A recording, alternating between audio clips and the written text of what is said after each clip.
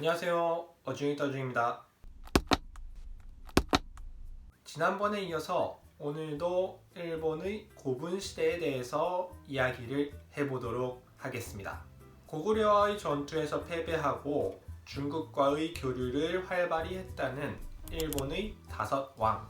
일본 열도 신분사회의 시작이라고 할 수 있는 일본의 성씨제도, 일본어로는 우지카바네 세에도, 그리고 일본 열도가 불교를 공식적으로 들여오면서 생겨나는 유력 가문 간의 싸움, 이 세 가지에 대해 제가 정리한 내용을 말씀드려 보도록 하겠습니다. 지난번 영상에서 광개토 대왕릉비에 대해서 잠깐 말씀을 드렸는데요. 당시 일본의 외나라 야마토 왕권과 고구려는 그다지 사이가 좋지 않았습니다. 전쟁도 했었는데 외나라가 지고 맙니다. 고구려와의 싸움에서 진 후로 야마토 왕권은 한반도 내에서의 입지가 매우 좁아지게 됩니다. 그리고 이건 제 생각인데요. 고구려와의 싸움에서 진 후로 일본 열도, 일본 국내에서의 입지도 꽤나 불안해졌지 않을까 싶습니다. 호족들은 생각을 했겠죠. 싸움에서 지고 온 야마토 왕권에게 과연 우리의 미래를 맡겨도 될까? 괜찮을까? 바깥 싸움에서 지고 오면 국내에 조금 힘있던 세력들에게는 절호의 찬스가 될 수도 있겠죠. 야마토 왕권은 대외적으로 입지를 다지고자, 그리고 대내적으로는 자신들의 왕권, 자신들의 정권의 정당성을 확고히 하기 위해서 당시 중국 대륙의 남쪽에 위치한 송나라, 남송에게 조공을 바치면서 중국 대륙과의 교류를 늘립니다. 이때 송나라에 조공을 바쳤던 외나라의 다섯 왕, 친, 진, 제, 흥, 무, 이 다섯 왕에 대한 기록이 송나라 역사서에 남아있다고 합니다. 문헌을 몇 개만 소개해볼까요? 외의 찬이 만리 먼 길에서 송에 조공을 보내왔다. 송나라 무제가 멀리서 온 정성이 크므로 마땅히 제수를 내려야 할 것이다. 관직을 주어야 할 것이다. 20년 외국의 왕 제가 사신을 보내어 봉헌함으로 안동장군 외국왕으로 삼았다. 고분시대 때의 외의 다섯 왕을 일본 천황명단에 포함시켜야 하는가 마는가는 아직 결론이 나지 않았다고 합니다. 한 집단이 규모가 점점 커지다 보면 한두 사람만으로는 집단을 유지 관리하는 데에는 굉장히 애로사항이 많을 겁니다. 하다못해 한 그룹이 20명, 30명 정도인 학교의 한 학급 내에서도 실장, 부실장 같이 2명의 관리직을 두고 있죠. 그렇기 때문에 규모가 커지면 그에 맞춰서 각 지역들을 관리할 수 있는 사람들을 배치해둬야 합니다. 그렇지 않으면 자신의 영향력을 행사하지 못하는 것도 생겨나겠고, 그로 인해서 어떠한 사건이 발생했을 때 발빠르게 대처하지 못하게 되겠죠. 그래서 일본의 야마토 왕권은 성씨제도, 일본어로는 우지카바네 세에도를 도입을 합니다. 먼저 혈연 관계가 잘 정착되어 있는 지방 호족들에게는 씨, 우지라는 호칭을 부여합니다. 하나의 가문으로서 인정을 받았다 라는 정도로 이해를 해주시면 좋을 것 같습니다. 그런데 가문이라고 다 같은 가문은 아니겠죠. 힘이 세고 규모도 큰 가문도 있을 것이고, 아직 힘이 별로 세지 않고 규모도 작은 가문도 있을 것입니다. 야마토 왕권은 자신들에게 어느 정도 공헌을 했는가, 그리고 이 호족이 어느 정도 위치에 있는가, 이것들을 고려를 해서 힘의 서열을 정하는데요. 이것을 성, 일본어로는 가바네라고 합니다. 오미, 무라지, 키미. 카바네의 호칭은 여러 개가 있는데 이 세 개가 대표적인 호칭이지 싶습니다. 이 중에 신하 신자, 오미는 카바네 중에서도 최상위층에 위치한 권력의 끝판왕에게 부여하는 호칭입니다.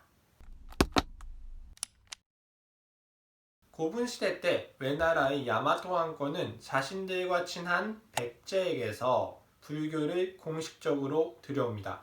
물론 공식적으로 들여오기 전에도 개인적으로 불교를 믿는 사람도 있었습니다. 한반도를 왕래하면서 불교에 대해 알게 된 사람도 있었을 것이고, 한반도에서 일본 열도로 건너와서 살고 있는 사람도 있었을 것이기 때문이죠. 물론 불교를 들여오기 전에도 일본의 신안이라는 개념은 존재를 했습니다. 신도, 간나가라노 마치라고도 하는데요. 비, 바람, 폭풍 같은 자연현상을 신이라고 믿는 애니미즘, 그리고 무당과 같은 신과 교류하는 사람을 중심으로 제사를 지내고 예언을 받는 샤머니즘, 이런 것들을 통틀어서 일본에서는 신도라고 합니다. 일본에 여행 온 적이 있으신 분들 중에 절 같지는 않은데 절 같은 게 참 많이 있네? 그런 생각을 하신 분들이 있을 거예요. 일본에서는 이를 신사, 진자라고 하는데, 신들을 모시고 제사를 지내는 문화가 지금도 남아있구나 라는 정도로 생각을 해주시면 좋을 것 같습니다. 이렇게 불교를 들여오기 전에도 신을 믿고 신에게 제사를 지내는 신도라는 것이 존재를 했습니다. 모노노베 의지와 나카토미 의지가 이 신도를 숭배하는 대표적인 가문이었습니다. 이렇게 신도를 숭배하는 호족 가문 입장에서는 불교를, 그것도 공식적으로 들여온다고 하는데 달갑지는 않았겠죠. 반대했습니다. 이렇게 불교를 배척하는 호족들을 배불파, 반대로 불교를 들여오는 것에 대해 찬성하는 천황, 텐노도 있었고, 물론 이에 찬성하는 호족들도 있었습니다. 소가우지라는 가문인데요. 여러 천황들이 이 집안 출신입니다. 즉, 천황가와 가족관계라고도 할 수 있죠. 권력의 핵심층입니다. 이렇게 불교를 숭배하는 호족, 그래서 이들을 숭불파라고 합니다. 하지만 불교를 숭배하는 숭불파 안에서도 이에 반대하는 사람들은 물론 있었겠죠. 아나호베 황자라는 황족입니다. 아나호베 황자는 당시 천황이자 자신의 이복 형제인 비타츠 천황이 죽고 난 후에 차기 황제 자리를 노리고 있었습니다. 그런데 자신이 아닌 또 다른 이복 형제에게 황위가 계승되게 됩니다. 그러자 아나호베 황자는 자신들의 지방과는 반대 세력인 배불파의 모노노베 지방과 손을 잡습니다.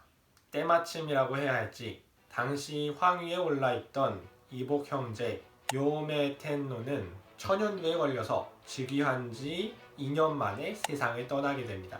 그렇게 황제 자리는 공석이 되고 배불파의 모노노베 가문 모노노베노 모리아는 아나호베 황자를 차기 황위 자리에 앉히려고 합니다. 그런데 이거를 아나호베 황자와 같은 가문인 소가우지 집안에서 가만히 보고 있지는 않았겠죠. 천연두로 세상을 떠난 요메 텐노의 아들인 우마야도 황자와 당시 소가우지 가문의 실질적인 권력자였던 소바노 우마코, 이들이 군사를 일으켜서 당시 황위 자리를 노리던 아나호베 황자를 살해합니다. 아나호베 황자를 황위 자리에 앉히려고 했던 모노노베 의지 가문은 당연히 모조리 죽임을 당하고 맙니다.